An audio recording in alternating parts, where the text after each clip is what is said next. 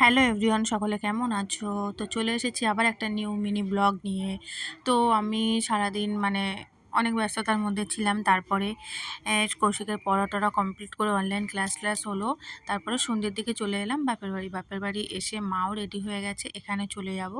এখানে হরিচাঁদ গুরুচাঁদ ঠাকুরের প্রত্যেক বছরই একটা অনুষ্ঠান হয়, অনেক দল আসে। তারপরে এখানে বসে সবাই ডাল ভাত খাওয়া হয়।